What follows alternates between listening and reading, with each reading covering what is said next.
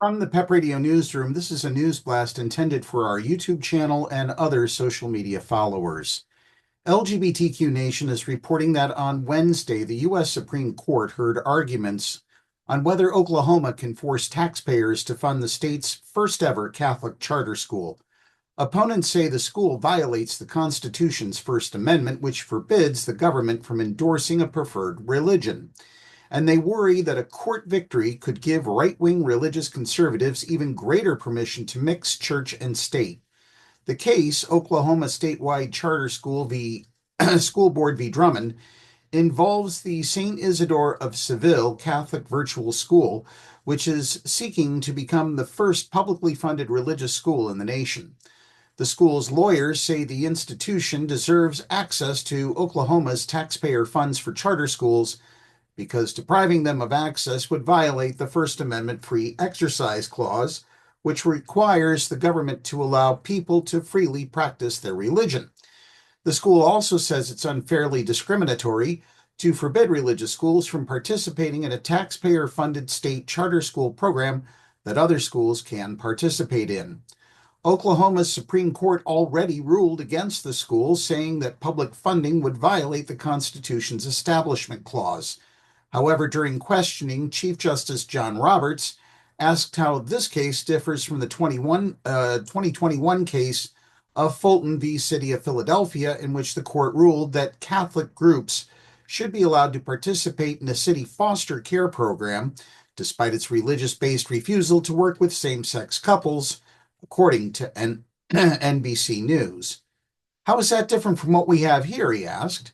You have an education program and you want to not allow them to participate with a religious entity. Conservative Justice Brett Kavanaugh then questioned whether a ruling against St. Isidore would affect religious groups with government contracts that provide services like foster care, nursing homes, or homeless shelters. If those groups are considered government entities, he argued, they wouldn't be allowed to exercise their religious rights. Kavanaugh argued that as long as parents can choose to send their children to another school, it doesn't violate the Establishment Clause to spend taxpayer funds on a religious school.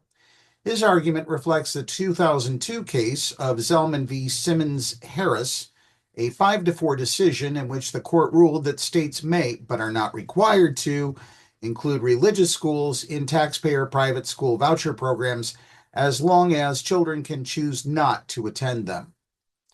At one point, conservative Justice Samuel Alito said that current law permits charter schools to teach that being LGBTQ plus is a perfectly legitimate lifestyle, but doesn't allow governments to fund religious viewpoints.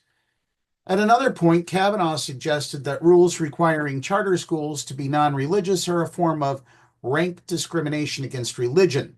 This view holds that it's unconstitutional discrimination for the government to provide benefits of any kind without also providing religious versions of that same benefit, according to Ian Millhiser from Vox.com. Liberal Justice Elena Kagan focused on the implications of this case, asking if religious charter schools could refuse to educate children who don't share the school's faith, or whether taxpayers would be forced to fund religious schools that don't want to teach certain subjects, like a school that chose to teach creationism instead of science, or a Jewish school that only taught in Hebrew. She questioned the degree to which the Constitution requires the government to accommodate religious viewpoints of every type, and worried whether a ruling might enable mainstream religions to run charter schools at the exclusion of smaller spiritual faiths. Currently, the 47 states that allow public charter schools prohibit religious entities from participating.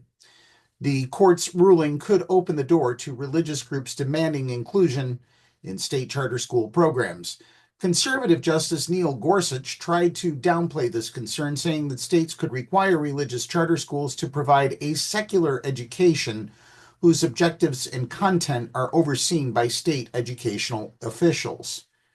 After Justice Amy Coney Barrett's confirmation gave conservatives a 6-3 majority on the court, 5 justices handed religious freedom advocates a victory in Roman Catholic Diocese of Brooklyn v. Cuomo, giving individuals who object to laws on religious grounds a broad new right to ignore them.